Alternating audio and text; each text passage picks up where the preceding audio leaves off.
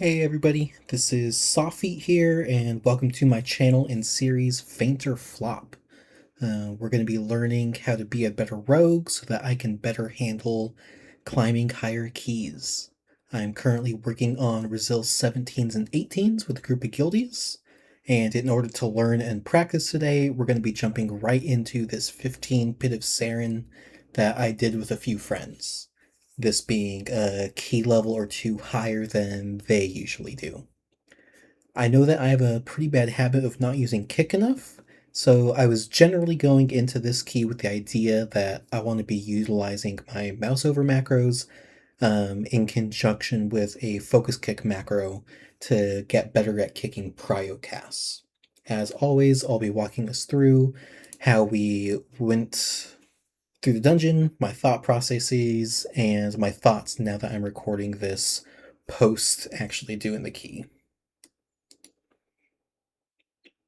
So, as we are rounding up this very first pool, I definitely noticed that right off the bat, we kind of have this shadow bringer off to the side that's just free casting into the group. I have my macro that I've been wanting to set up and use, and I'm already starting to key off pretty strong with not kicking all of these shadow bolts and stuff that are going off. Okay, so we're kind of working through this big pack. Obviously, the cast going off didn't pose too much of a threat, seeing as how kind of everybody has all their CDs and everything going. Um, yeah, but definitely shows right off the bat exactly what I'm trying to get better at. Because when you're doing 17s, 18s, really starting to get into those big boy keys, um, those casts going off really hurt, which you will see later in the dungeon.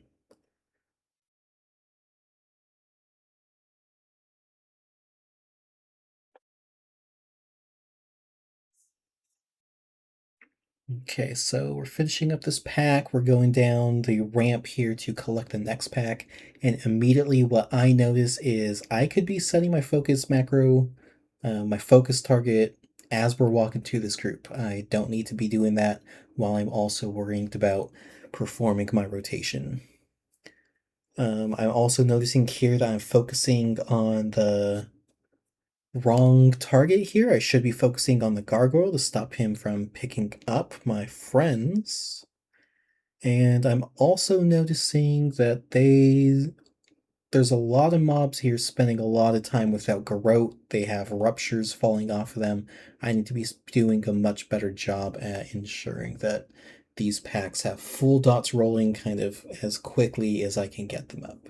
It's pretty high priority for me as an assassination rogue to be having my dots fully rolling.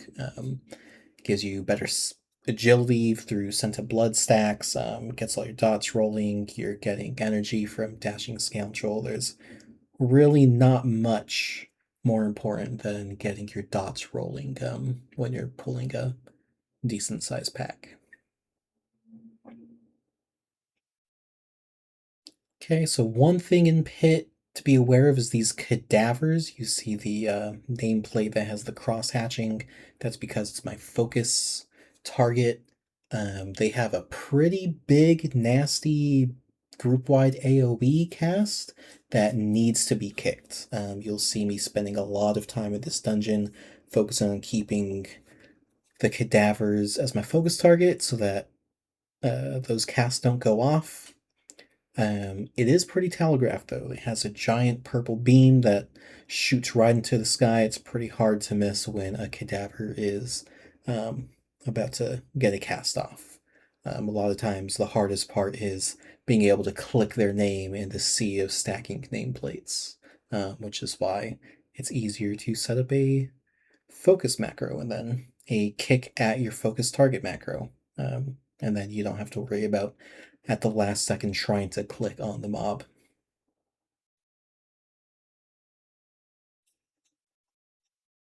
Okay, another big group here with some good prio targets in these drakes. Has another cadaver in it. So, one thing I'm starting to notice is that I'm spending a lot of time just keeping these cadavers as my focus target, trying to wait for that nether burst to go off that you just saw so that I kick them. You'll also notice that there's a lot of these shadow bolts that are going off while I'm waiting for that cadaver blast to go off. Because I refuse to actually kick the actual damage going on, you see Shadow Bolt in that pack took me from 80% down to 38%. And then as soon as I next get healed up to 100% in the next few seconds, a second one goes off, takes me to 159. If my healer was any less attentive, I would have been dead on the ground right there. Um, so yeah, starting to think that, hey, maybe I should be spending more time on just using kick, and then afterwards once we have that habit of keeping our kick on cooldown, then we'll start doing some evaluating on if they're high impact kicks I'm doing. Because you see again this caster right here, the blue health bar is getting a lot of shadow bolt casts off, and it's just trucking the group. Our healers having to do a lot more work than they need to because we're just focusing on big damage and not kicking.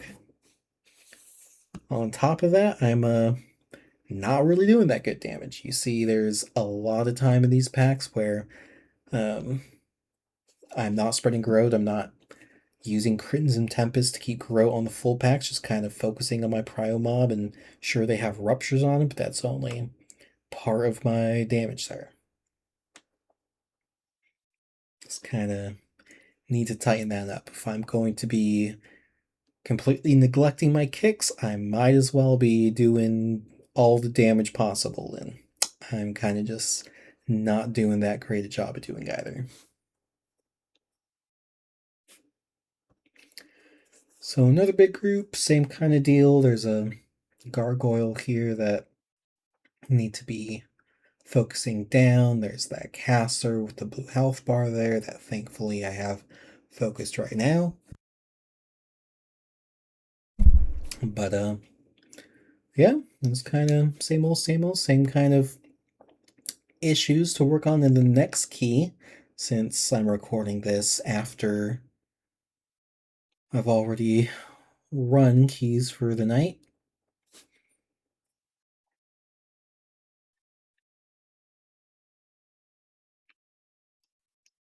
So again, this pack has another cadaver. It's got a big proto drake.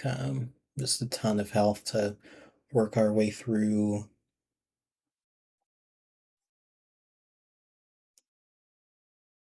See that nether burst cast. We keep not kicking it, but stopping it. And you see, actually, right now our tank is about to die because an ice bolt happens right after the big frost slash. It's just a big wombo combo that kind of got our tank, and then we got a partial wipe because actually looking over things, I sent a big AoE blind right before that combo happened, but my kick was up. Instead, I chose to send blind instead of actually kicking the casts, which is great if you can kind of chain stops like that, but if you only have a couple stops, they're just gonna cast as soon as that blind is broken. We paid the price there.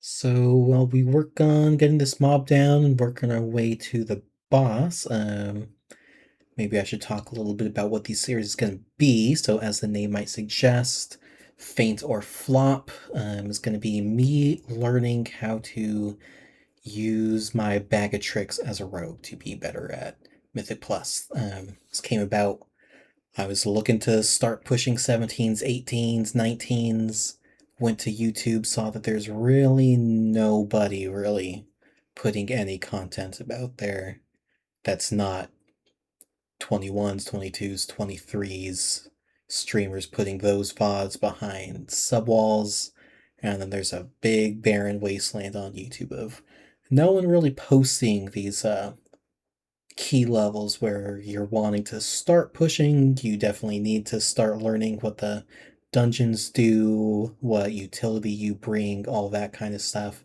Um, and there's just not much outside of what you can read on Discord or Wowhead, what have you. So I decided, hey, I've been playing the game long enough. I'm going to be that guy and start posting videos. So we're working on the first boss here. Um, Pretty easy stuff. You just hide behind the big rocks.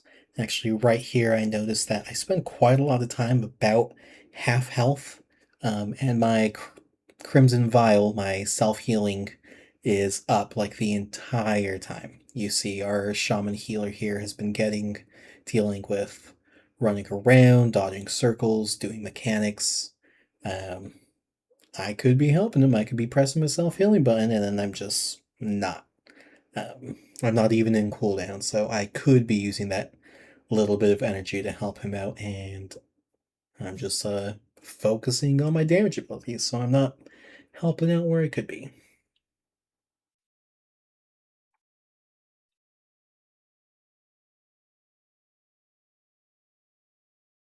See, right here, I also get targeted by putting down one of the big rocks, and you see I actually end up popping Feint and Crimson Vial both at the same time here when I really don't need to be. I just need to start getting more knowledgeable, I guess, about what exactly these possibilities do. You see the giant circle coming down on top of you. You think maybe there's a AoE, just unavoidable damage component to it, and there really isn't. I just ended up wasting a bunch of energy there for no reason. So working our way through the boss, kind of just trying to keep these rocks nice and tight, even though the healer did have to kind of break our little pattern here. No big deal. The boss is almost dead, and we're gonna get it down, no problem. So, kind of as I was mentioning, my idea for this series is that I've been playing the game since vanilla. I've been playing Rogue off and on, mostly on, um, really since vanilla. And yeah, rogues are kind of dying. There's not a lot of them out there. Definitely not a lot of them out there posting content. Um, Not a lot of interest in Rogue on myself with just coming back. I spent some time playing Windwalker, learning Mistweaver, but I kind of felt like maybe it was time to come back home to Rogue. Definitely learning though that there's some design that is definitely lacking. I'll say that. The design is lacking on Rogue. Feint is great, Feint is cool, but outside of that, we used to be super mobile. We're not really mobile anymore. Um, I mean, Cloak is great, Vanish is great, but actually would have helped quite a bit here. That big old damage that came out of the Lich. I had Shadow Meld, Vanish, and Cloak. Really could have helped out our healer here, and I didn't press any of them. I just let that Lich full cast right on top of me and did nothing about it.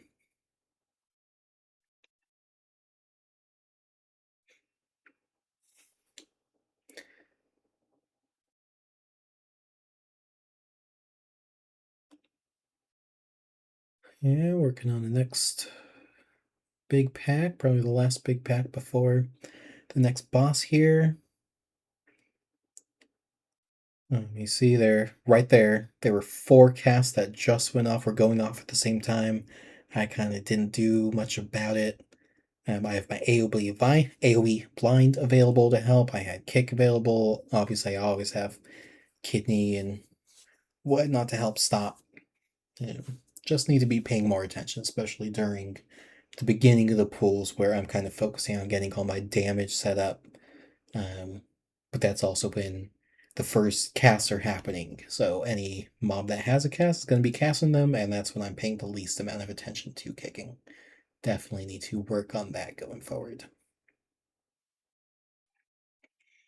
Okay, so looks like we're doing one more pool before we go into the boss, focusing down this gargoyle. You see there's ice bolts that are actually being kicked, so congrats to the group, even though my kick is staying off cooldown. At least somebody's paying attention.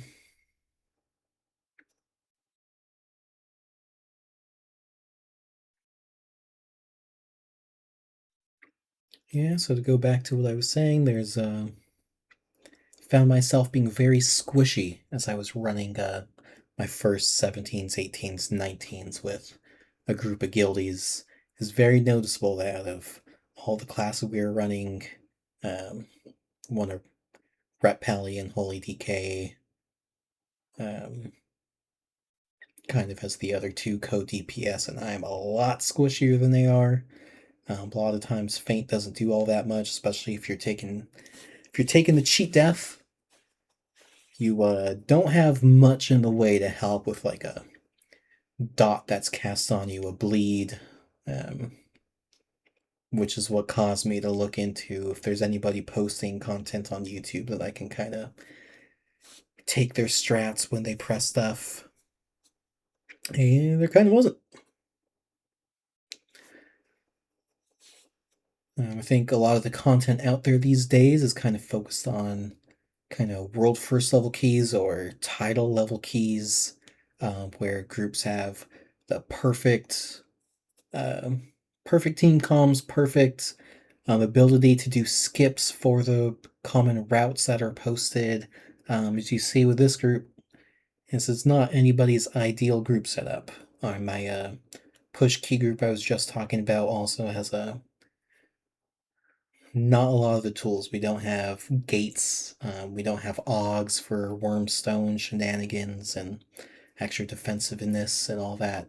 Um, so a lot of times you find yourselves having to cobble together um, strats, skips. You're kind of okay. If we can't skip this part, then we need to try to skip other trash. And there's no one out there really posting anything like that. Anything about those who are trying to learn. Um, so that's what hopefully I'm here to do. Is I want to be part of just putting content that allows people to just at least watch a key that's somewhere in between weekly keys and those high end real push keys. One thing I want to note here is that I have just used about 5 seconds ago used my cooldowns death mark on puzzle box. Even though they had been up for a while, actually, you can see there's about like 20 seconds now desynced between my Kingsbane and my big cooldowns. That's honestly, that's kind of horrible.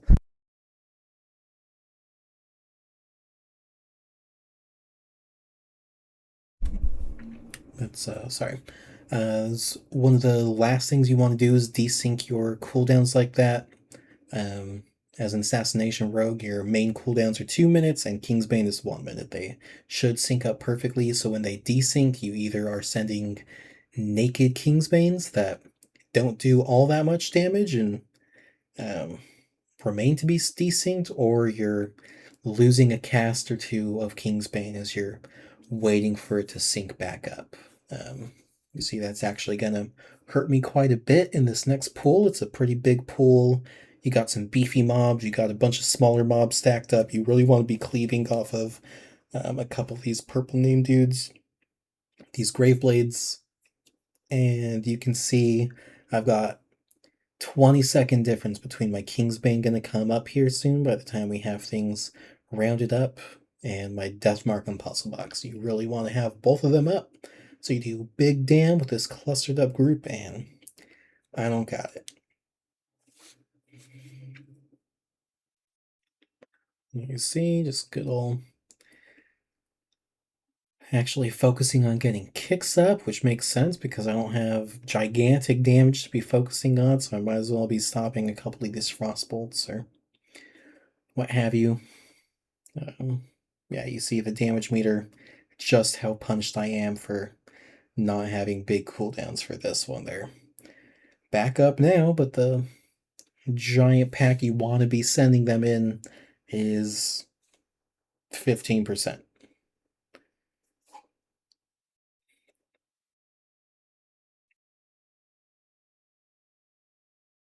Okay, so we finally got that finished up.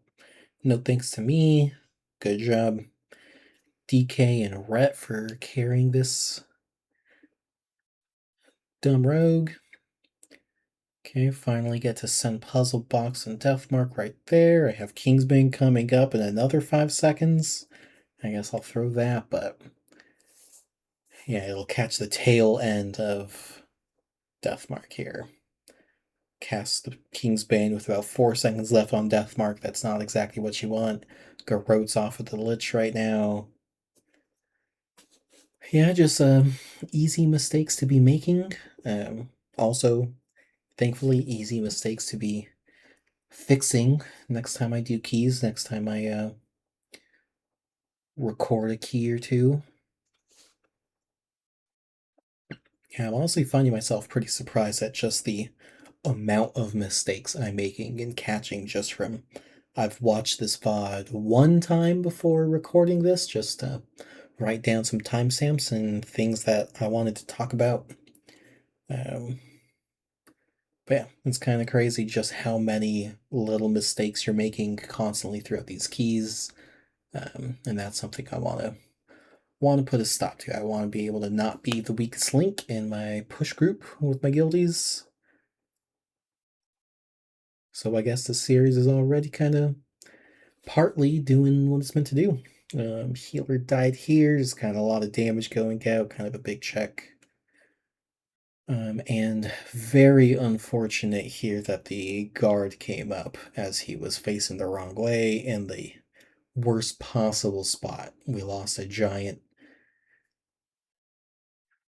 lost a good amount of time right there. If you didn't know, as this mini boss is doing his little guard ability, he actually, I think you crit him more, is what it is.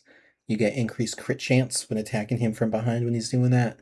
So the fact that all of us just had to hands off keyboard watch him do his thing while we couldn't damage him and we're losing out on an amp during that is pretty big.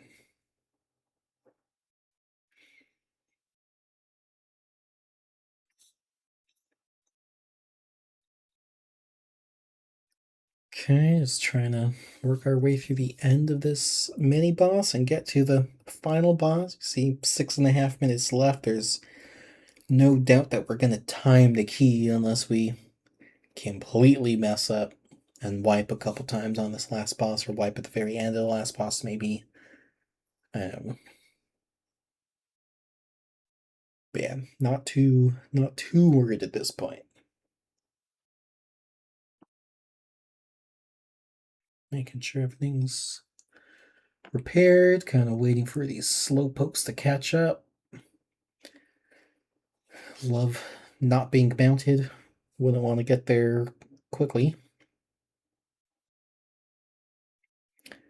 Okay, so one thing I noticed on my watch through is I have no idea why I'm not sending Kingsbane here. I know. I mean, it was pretty well synced up with Deathmark and Puzzle Box. I could have sent it. It would have been back up by the time my big CDs are up. There was no reason to hold it. So, not quite sure what to tell you. I have no idea why I held it. I just lost a whole cast of Kingsbane.